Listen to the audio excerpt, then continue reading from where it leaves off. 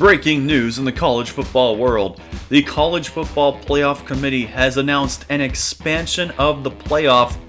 Wait until you hear what this is. It's nothing that you've ever seen before. The playoff is going to expand to 32 teams. Yeah, you heard that right. 32. Not 8, not 12, not 16, 32. Yeah, we're going to have a lot of teams coming in here. It's college football's own version of March Madness, which is officially being labeled December Drama. Gotta keep that alliteration in there, don't you? And because it's in December, we need a different name, too. Now, for this 32-team tournament, there is going to be a priority of entry. The first one is you must be a conference champion of a conference of at least 12 teams. Therefore, you must play a conference championship game. Now, those are your automatic qualifiers. However, that does not do you anything as far as where you are ranked in this, alright? So if you're a 7-6 Sun Belt champion, guess what? You don't get to take the number 10 spot. You get the number 32 spot, more than likely. If you get something higher than that, then there's some other worse conference champion. The second one is being ranked in the top 25 after week 15 going into conference championship week.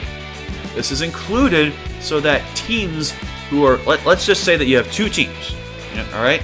They're on the border. One's 24 and one's 25. The team who's ranked number 24 goes into the conference championship game and they lose. Alright, traditionally, you throw them out of the top 25 after that, and suppose that they can't get in otherwise. No other teams, too many other teams win to get in and they're left out of the rankings, or they just fall too far. Well, that doesn't make any sense, because them and that other team, there was a very specific reason why one was 24 and one was 25. Perhaps they had identical records, and only the tiebreaker was useful in determining who gets to go into the conference championship game. Well, now because the one team played in the conference championship game, they're out of the playoff. So to avoid that situation, we have added this caveat, and that also encourages conferences to have a conference championship game, so that, because otherwise, if we didn't do this, conferences would say, oh, we're just not having a conference championship game, so that way, that doesn't happen. No, that's why we added the first one, so that conference champions only if it's a conference championship game. So there you go. After that, it's those ranked in the top 25 after conference championship week. More than likely, you won't have any problem with the top 3. More than likely, you won't have any problem. You'll probably get all the top 25 teams in there from both before and after, and you'll be fine. And then after that, it's just the best of the rest, see who else is there, and you add in them to fill out your remaining spots.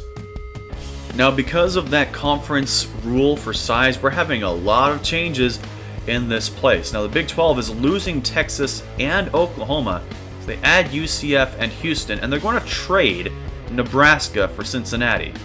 Because why not? Reflects real life better. And now the Big 10 looks as it did. The SEC is moving South Florida to the American, as well as Vanderbilt. The American just needs more teams.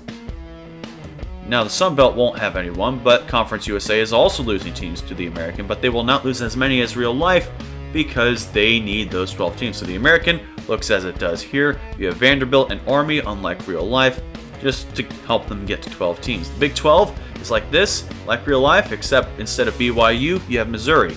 Big 10 is exactly as it is in real life.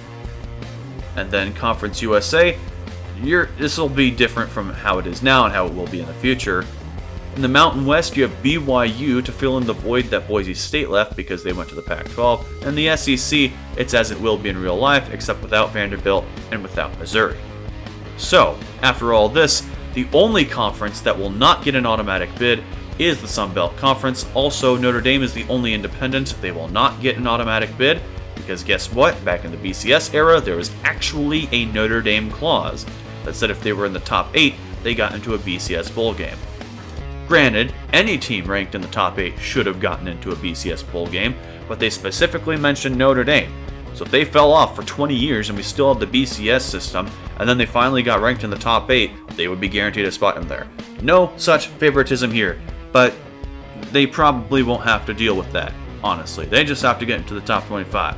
So, that is the announcement of December drama. 32 teams. We're going to see who gets into this one, and I can't wait to see how this one is going to wind out shaping up, because there's a lot of craziness that could happen, and yes, I have tested this. I have done 32 team tournaments before in my own free time. And guess what? We have had upsets. I have had a number 3 Florida SEC champion lose to Tulsa. So yeah, upsets are possible, and they do happen. And somewhat frequently too. So, I can't wait to see how this season's going to shape out. This changes everything. Alright, next game in the Dynasty is against Nebraska. I hope to see you there, but until then, make sure to like and subscribe, hit that notification bell, and have a nice day.